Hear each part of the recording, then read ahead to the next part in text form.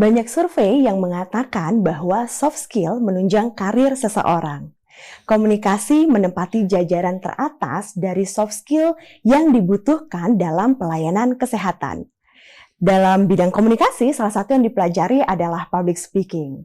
Perkenalkan, saya Rizka Afrianti dan selamat datang pada pelatihan dasar public speaking.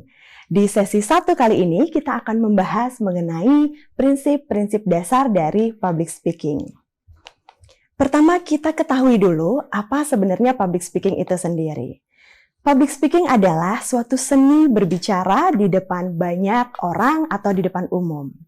Nah, ketika kita bicara soal seni, maka pattern antara satu orang dengan yang lainnya itu pasti akan berbeda.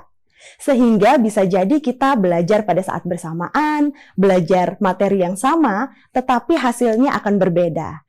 Cara kita untuk menyampaikan public speaking antara satu dengan yang lain juga akan berbeda. Karena memang itu adalah seni. Akan berbeda-beda bagi setiap orang. Nah, kemudian public speaking ini juga kita pelajari bertujuan untuk biasanya penyampaian pesannya ada 3. Baik untuk menginformasi, kemudian untuk mempersuasi atau meyakinkan, dan juga untuk mengentertain atau untuk menghibur. Nanti kita akan membahas lebih dalam lagi mengenai tujuan dari public speaking ini. Sebelum kita melangkah lebih jauh ke materi mengenai public speaking, kita mulai dulu dari yang paling dasar, yaitu kita mulai dari basic komunikasi. Nah, di sini kita bisa lihat bersama ada beberapa elemen dalam proses komunikasi. Dan ini sebenarnya diadopsi juga dalam kegiatan public speaking. Mari kita lihat bersama-sama, mulai dari yang pertama. Di sini ada elemen who. Who itu adalah berarti orang yang akan melakukan kegiatan public speaking. Untuk itulah Bapak dan Ibu hari ini belajar bagaimana caranya teknik-teknik public speaking, karena kita akan menjadi who. Kita akan menjadi pembicara atau orang yang menyampaikan pesan. Nah, apa saja yang harus dipersiapkan ketika kita akan melakukan public speaking? Tentunya persiapan materi, tetapi selain itu yang paling penting juga adalah persiapan diri. Persiapan fisik, persiapan mental, persiapan penampilan. Kemudian yang berikutnya adalah ada pesannya. Pesan ini adalah apa yang ingin kita sampaikan kepada audiens. Ingat kata kunci yang harus kita sampaikan, karena itu adalah center point dari proses public speaking yang kita lakukan. Nah, untuk bisa membuat pesan ini tepat sasaran, maka nanti di proses berikutnya kita harus mengenal siapa audiens kita. Tetapi sebelum ke audiens, kita lihat dulu media apa sih yang digunakan untuk menyampaikan pesan. Kalau sekarang bisa jadi secara online ataupun secara offline. Nah, kita bisa mengetahui itu supaya nanti bisa menyesuaikan pembawaannya seperti apa, kemudian menyesuaikan dengan situasinya bagaimana.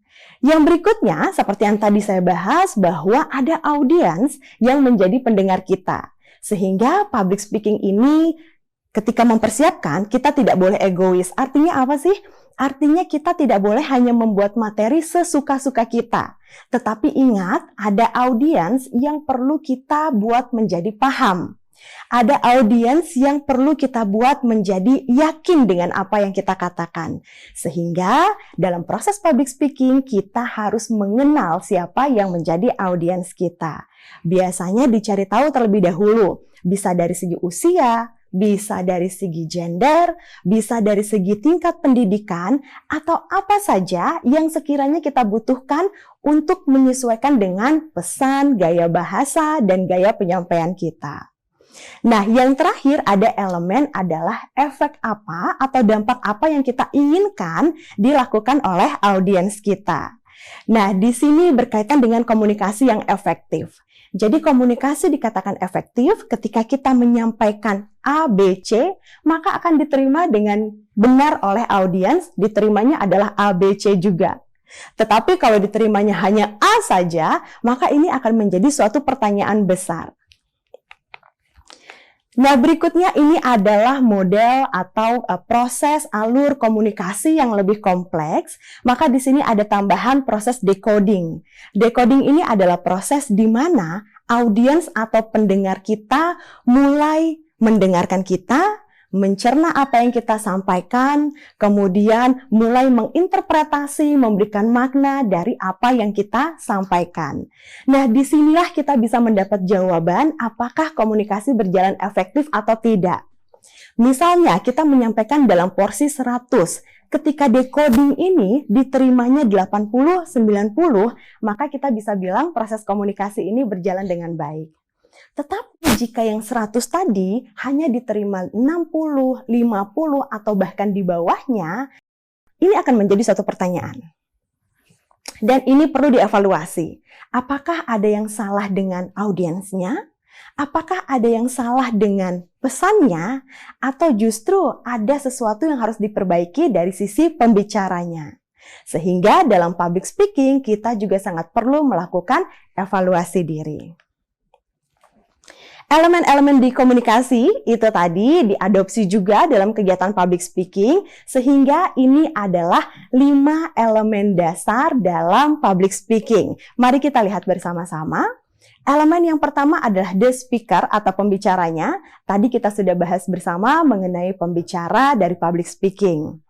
Kemudian ini adalah unsur pesannya. Jadi di sini adalah inti dari apa yang akan disampaikan ada pada pesan ini. Dan the listener atau audience.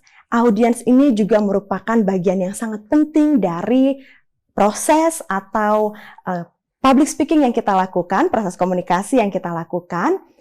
Tambahannya adalah bahwa di setiap kegiatan public speaking akan ada feedback. Terkadang ada persepsi yang berpikir bahwa public speaking itu hanya satu arah. Jadi hanya dari pembicara kepada pendengar saja. Namun sebenarnya public speaking itu adalah proses yang interaktif. Jadi proses public speaking ini adalah proses timbal balik antara pembicara dengan pendengarnya. Feedback-nya bisa kita lihat dari mana? Feedback dari audiens bisa kita lihat dari apakah mereka mendengarkan kita, melihat kita, memberikan tepuk tangan, kemudian mengangguk, ataupun sekedar tersenyum. Itu adalah feedback dari audiens ketika kita melakukan public speaking.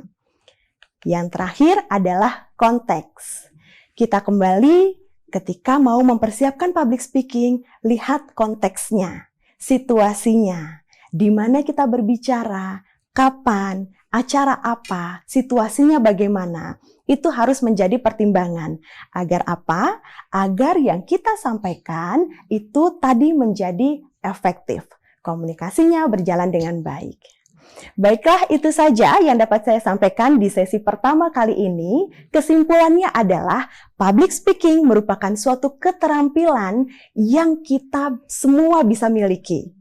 Jadi public speaking tidak hanya bakat, tetapi keterampilan yang bisa dipelajari. Yang terpenting adalah, pertama, kita mau mempelajari. Yang kedua, kita mau melakukan persiapan.